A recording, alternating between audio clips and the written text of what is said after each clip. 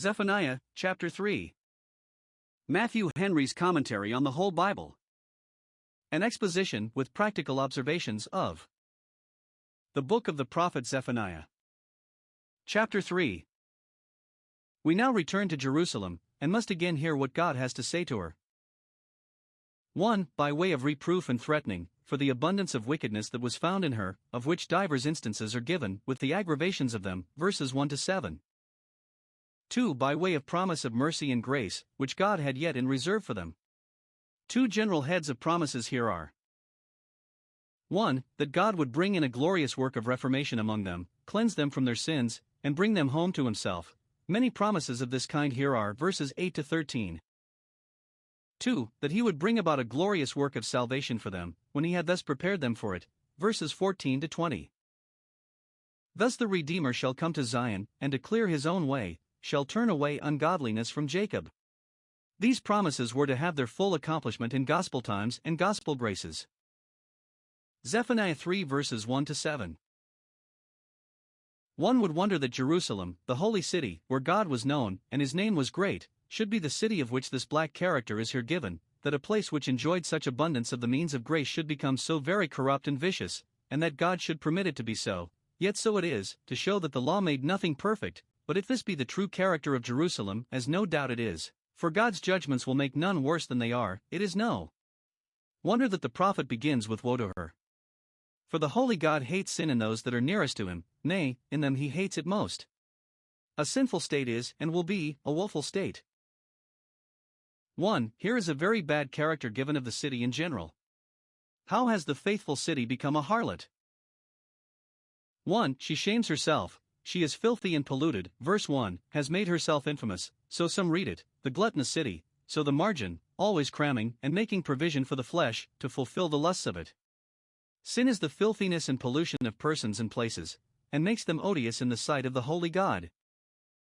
2. She wrongs her neighbors and inhabitants, she is the oppressing city. Never any place had statutes and judgments so righteous as this city had, and yet, in the administration of the government, never was more unrighteousness.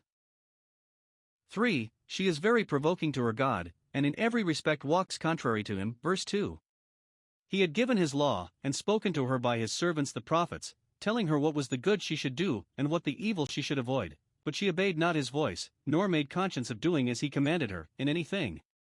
He had taken her under an excellent discipline, both of the word and of the rod, but she did not receive the instruction of the one nor the correction of the other, did not submit to God's will nor answer his end in either.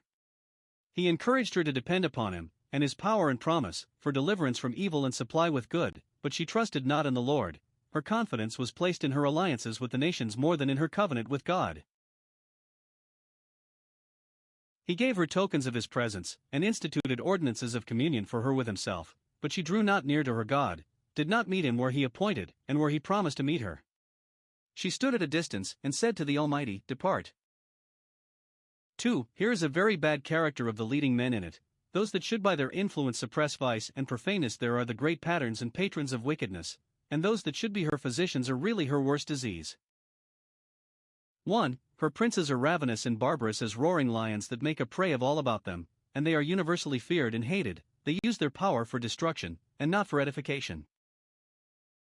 2. Her judges, who should be the protectors of injured innocents, are evening wolves, rapacious and greedy, and their cruelty and covetousness both insatiable. They gnaw not the bones till the morrow. They take so much delight and pleasure in cruelty and oppression that when they have devoured a good man they reserve the bones, as it were for a sweet morsel, to be gnawed the next morning. Job 31 verse 31. 3. Her prophets, who pretend to be special messengers from heaven to them, are light and treacherous persons, fanciful, and of a vain imagination, frothy and airy, and of a loose conversation, men of no consistency with themselves, in whom one can put no confidence. They were so given to bantering that it was hard to say when they were serious. Their pretended prophecies were all a sham, and they secretly laughed at those that were deluded by them.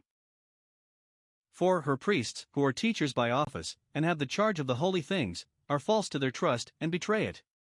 They were to preserve the purity of the sanctuary, but they did themselves pollute it, and the sacred offices of it, which they were to attend upon such priests as Hophni and Phinehas, who by their wicked lives made the sacrifices of the Lord to be abhorred.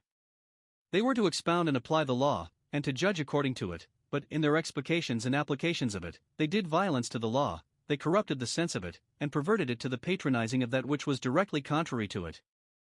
By forced constructions, they made the law to speak what they pleased, to serve a turn, and so, in effect, made void the law. 3. We have here the aggravations of this general corruption of all orders and degrees of men in Jerusalem. 1. They had the tokens of God's presence among them, and all the advantages that could be of knowing His will, with the strongest inducements possible to do it, and yet they persisted in their disobedience. Verse 5. 1. They had the honor and privilege of the Shekinah, God's dwelling in their land, so as He dwelt not with any other people.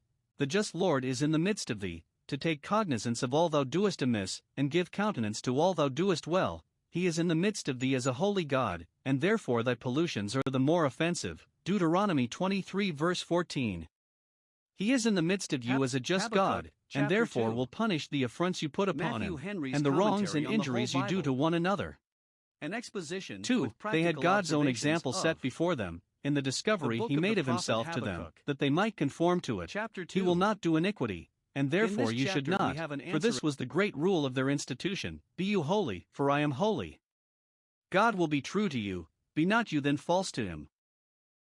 3. He sent to them His prophets, rising up early and sending them. Every morning He brings His judgment to light, as duly as the morning comes, He fails not. He shows them plainly what the good is which He requires of them, and puts them in mind of it. He wakens morning by morning, Isaiah 50 verse 4, wakens His prophets with the rising sun, to bring to light the things which belong to their peace. So that, upon the whole matter, what more could have been done to His vineyard, to make it fruitful? Isaiah 5 verse 4. And yet, after all, the unjust know no shame. Those that have been unjust are unjust still, and are not ashamed of their unrighteousness, neither can they blush. If they had any sense of honor, any shame left in them, they would not go so directly contrary to their profession, and to the instructions given them. But those that are past shame are past cure. 2. God had set before their eyes some remarkable monuments of His justice, which were designed for warning to them. Verse 6. I have cut off the nations, the 7 nations of Canaan, which the land spewed out for their wickedness, upon which they had this caution given them, to take heed lest it spew them out also. Leviticus 18 verse 28. Or it may refer to some of the neighboring nations that were made desolate for their wickedness, especially to the nations of Israel, the 10 tribes. Their towers were desolate, their high towers, their strong towers, their pride and power broken, their streets were wasted, so that none passed along through them, their cities were destroyed and laid in ruins, no man was to be found in them, no inhabitant, all were slain or carried into captivity. The enemies did it, but God avows it. I cut them off, says He.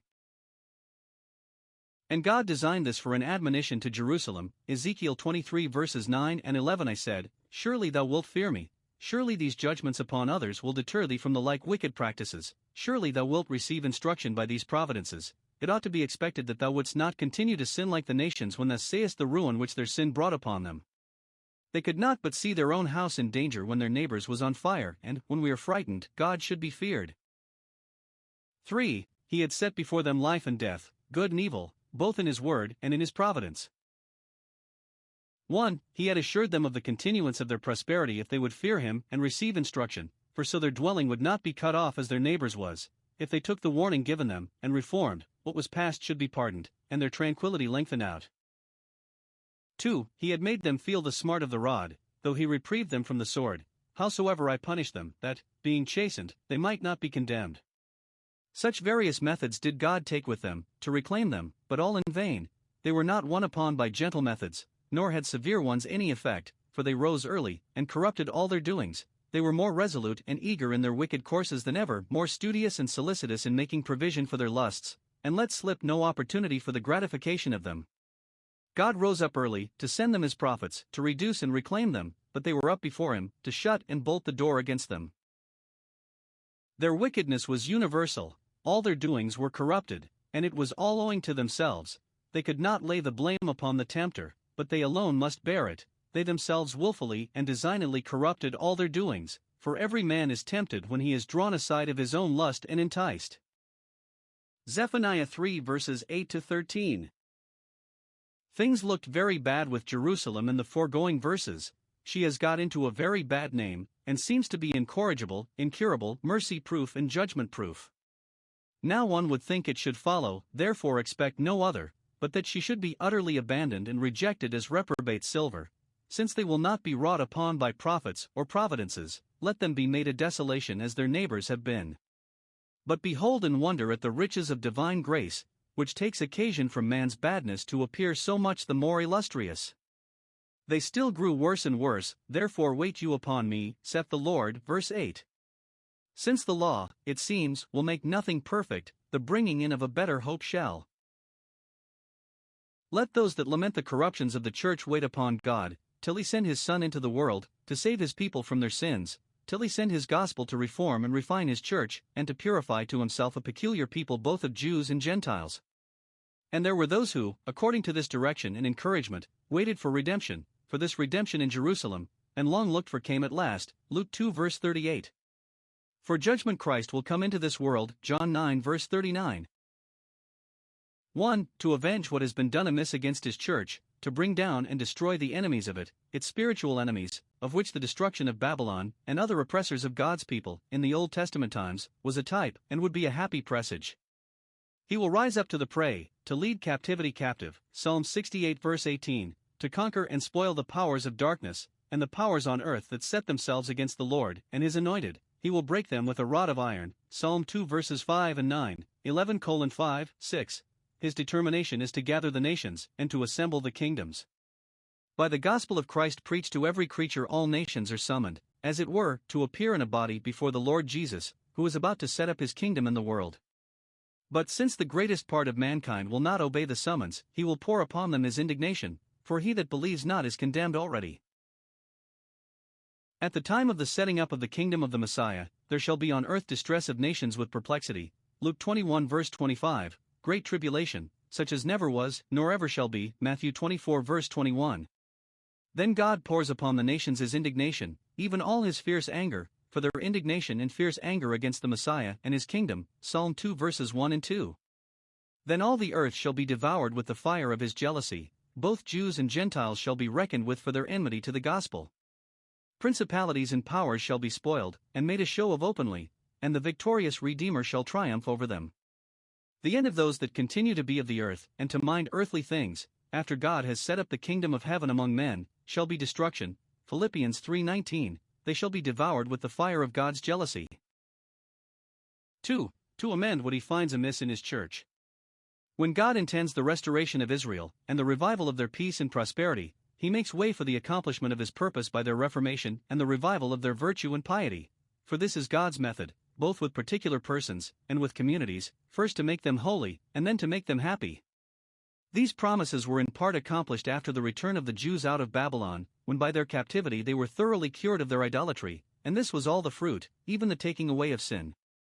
But they look further, to the blessed effects of the gospel, and the grace of it, to those times of reformation in which we live, Hebrews 9 verse 10. 1. It is promised that there shall be a reformation in men's discourse, which had been generally corrupt, but should now be with grace seasoned with salt. Verse 9. Then will I turn to the people a pure language, I will turn the people to such a language from that evil communication which has almost ruined all good manners among them.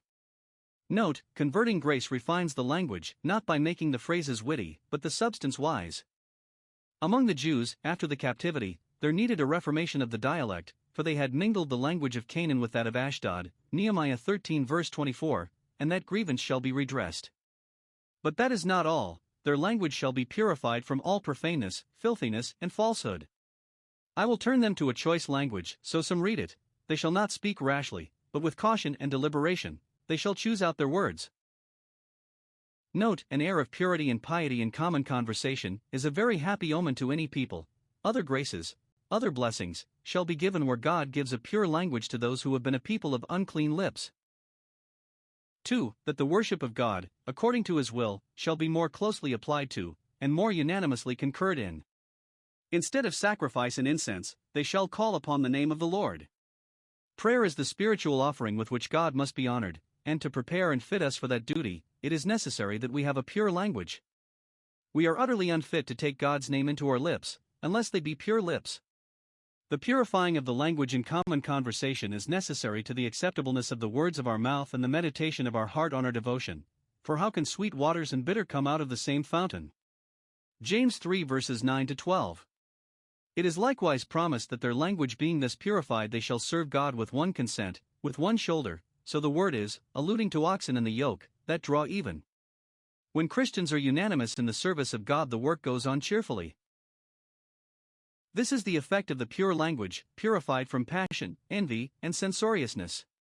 Note, purity is the way to unity, the reformation of manners is the way to a comprehension. The wisdom from above is first pure, then peaceable.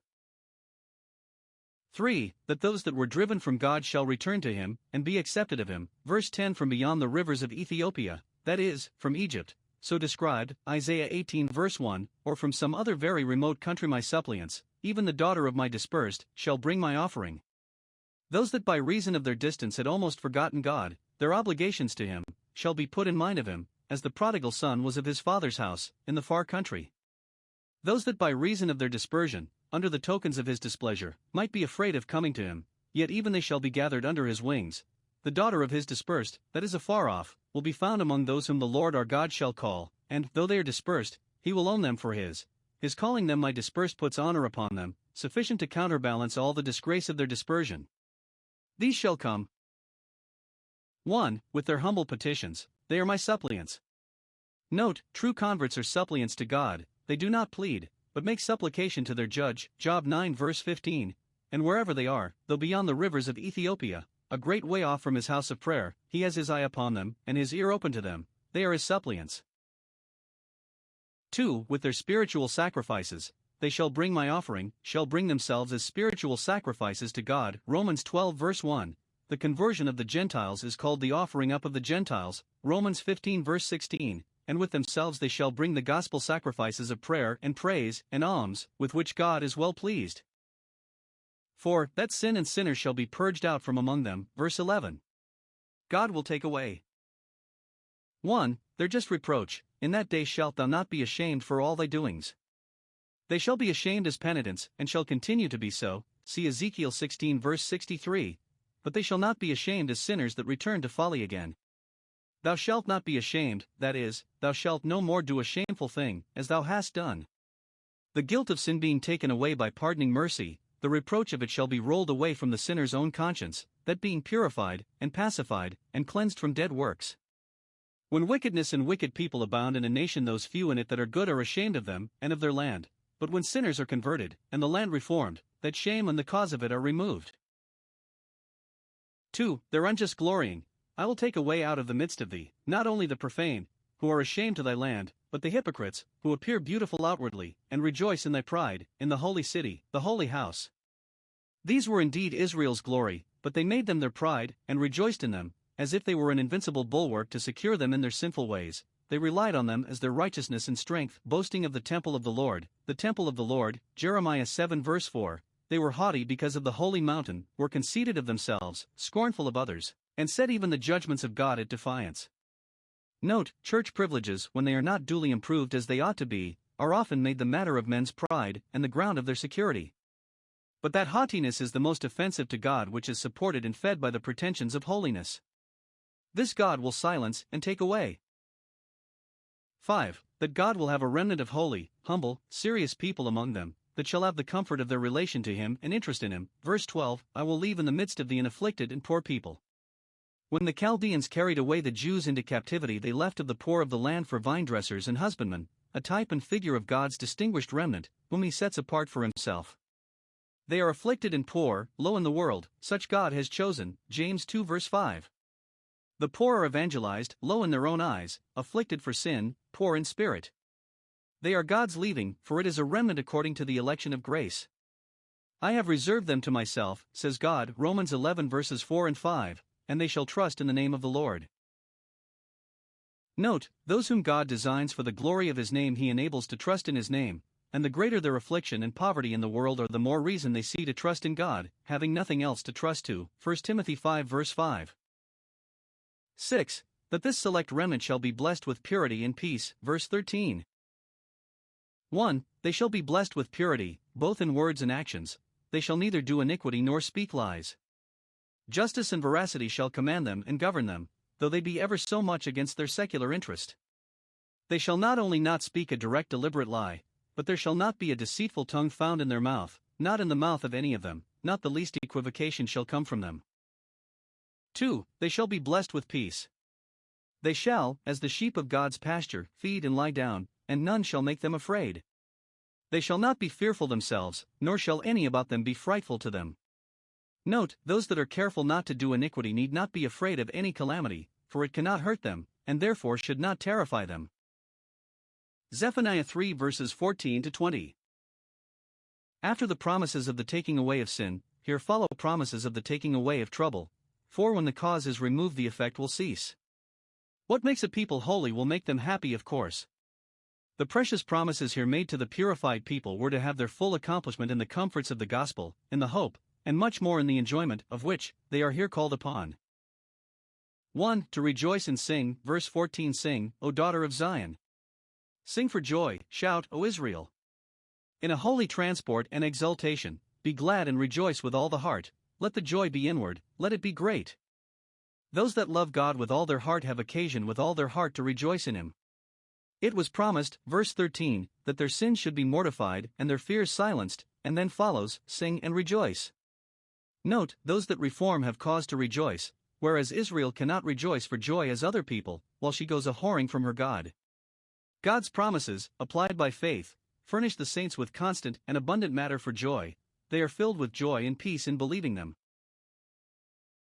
2. To throw off all their discouragements, verse 16. In that day it shall be said to Jerusalem, God will say it by His prophets, by His providences, their neighbors shall say it, they shall say it to one another, fear thou not, be not disposed to fear, do not easily admit the impressions of it, when things are bad, fear not their being worse, but hope they will mend, frighten not thyself upon every occasion.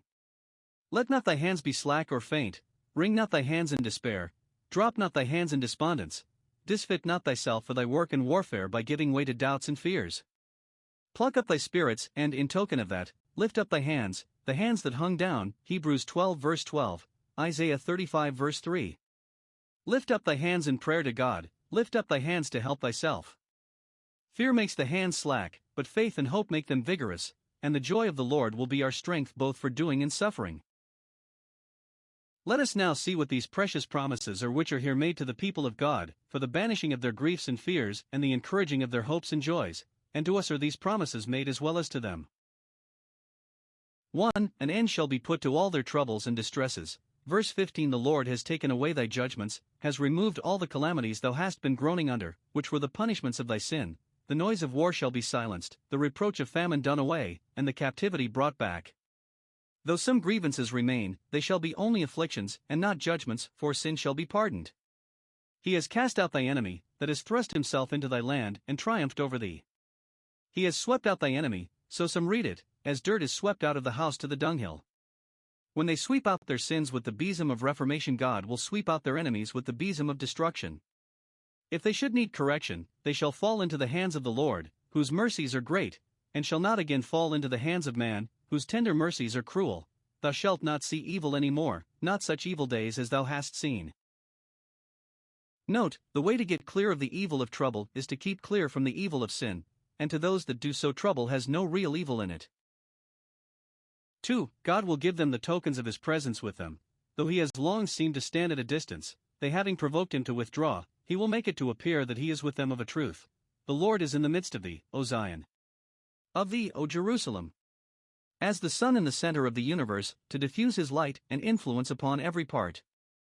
He is in the midst of thee, to preside in all thy affairs, and to take care of all thy interests. And 1. He is the King of Israel, verse 15, and is in the midst of thee as a king in the midst of His people. With an eye to this, our Lord Jesus is called the King of Israel, John 1 verse 49, and He is, and will be, in the midst of His church always, even to the end of the world, to receive the homage of His subjects, and to give out His favors to them, even where but 2 or 3 are gathered together in His name. 2. He is the Lord thy God, thine in covenant, and He is in the midst of thee as thy God, whom thou hast an interest in, and whose own thou art. He has put Himself into dear relations to thee, laid Himself by promise under obligations to thee, and, that thou mayest have abundant comfort in both, He is in the midst of thee, nigh at hand to answer both. 3. He that is in the midst of thee as thy God and King is mighty, is almighty, is able to do all that for thee that thou needest and canst desire. 4. He has engaged His power for thy succor, He will save. He will be Jesus, will answer the name, for he will save his people from their sins. 3. God will take delight in them, and in doing them good. The expressions of this are very lively and affecting. Verse 17, He will rejoice over thee with joy, will not only be well pleased with thee, upon thy repentance and reformation, and take thee into favor, but will take a complacency in thee, as the bridegroom does in his bride, or the bride in her ornaments. Isaiah 62 verses 3-5. The conversion of sinners and the consolation of saints are the joy of angels, for they are the joy of God himself. The church should be the joy of the whole earth, Psalm 48 verse 2, for it is the joy of the whole heaven. He will rest in his love, will be silent in his love, so the word is. I will not rebuke thee as I have done, for thy sins, I will acquiesce in thee, and in my relation to thee. I know not where there is the like expression of Christ's love to his church, unless in that Song of Songs, Canticles 4:9, Thou hast ravished my heart, my sister, my spouse, with one of thy eyes. Oh, the condescensions of divine grace! The great God not only loves his saints, but he loves to love them, is pleased that he has pitched upon these objects of his love. He will joy over them with singing. He that is grieved for the sin of sinners rejoices in the graces and services of the saints, and is ready to express the joy by singing over them. The Lord takes pleasure in those that fear him, and in them Jesus Christ will shortly be glorified and admired. For God will comfort Zion's mourners, who sympathize with her in her griefs, and will wipe away their tears. Verse 18, I will gather those who are sorrowful for the solemn assemblies, to whom the reproach of it was a burden. See 1. Who those are whom God will rejoice in, and make to rejoice. They are such as are sorrowful. Those only must expect to reap in joy that sow in tears. The sorrowful now shall be forever joyful. 2. What is the great matter of sorrow to Zion's mourners, when Zion is in mourning? Many are her calamities. The city is ruined, and the palaces are demolished, trade is at an end, and the administration of public justice, but all these are nothing to them in comparison with the desolations of the sanctuary, the destruction of the temple and the altar, to attend on which, in solemn feasts, all Israel used to come together 3 times a year. It is for those sacred solemn assemblies that they are sorrowful. 1. Because they are dispersed, there is no temple to come up to, or, if there were, no people to come up to it, so that the solemn feasts and Sabbaths are forgotten in Zion. Lamentations 2 verse 6. Note, the restraining of public assemblies for religious worship, the scattering of them by their enemies, or the forsaking of them by their friends, so that either there are no assemblies or not solemn ones, is a very sorrowful thing to all good people. If the ways of Zion mourn, the sons of Zion mourn too. And hereby they make it to appear that they are indeed of Zion, living members of that body with the grievances of which they are so sensibly affected. 2. Because they are despised, the reproach of the solemn assemblies is a burden to them. It had been the lot of the solemn assemblies to lie under a great deal of reproach. Satan and his instruments having a particular spite at them, as the great support of the interest of God's kingdom among men. Black and odious characters have been put upon those assemblies, and this is a burden to all those that have a cordial concern for the glory of God and the welfare of the souls of men. They reckon that the reproaches of those who reproach the solemn assemblies fall upon them, fall foul upon them. 5. God will recover the captives out of the hands of their oppressors, and bring home the banished that seem to be expelled. Verses 19 and 20. 1. Their enemies shall be disabled to detain them in bondage. At that time I will undo all that afflict thee, will break their power, and blast their counsels, so that they shall be forced to surrender the prey they have taken.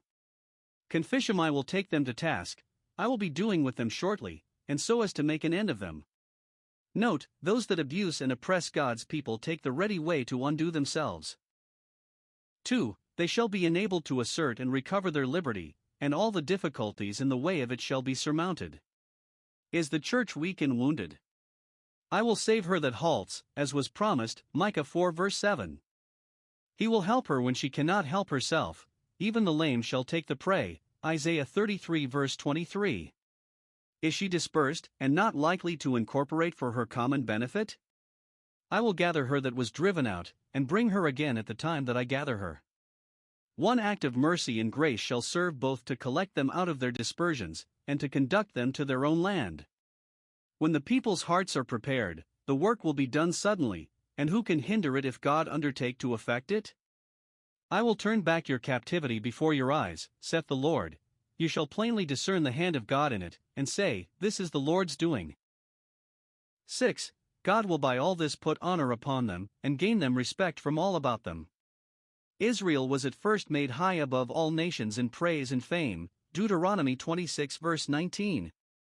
The reproach brought upon them was therefore one of the sorest of their grievances. Nothing cuts deeper to those that are in honor than disgrace does, and therefore when God returns, in mercy, to his church, it is here promised that she shall regain her credit. All the reproach shall be forever rolled away, as Israel's at Gilgal, Joshua 5 verse 9. The church shall be as honorable as ever she had been despicable. 1. Even those that reproached her shall be made to respect her.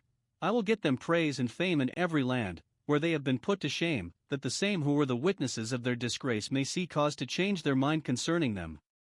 Those that said, This is Zion whom no man looks after, shall say, This is Zion whom the great God looks after. And she that was looked upon to be the offscouring of the earth now appears to be the darling of heaven.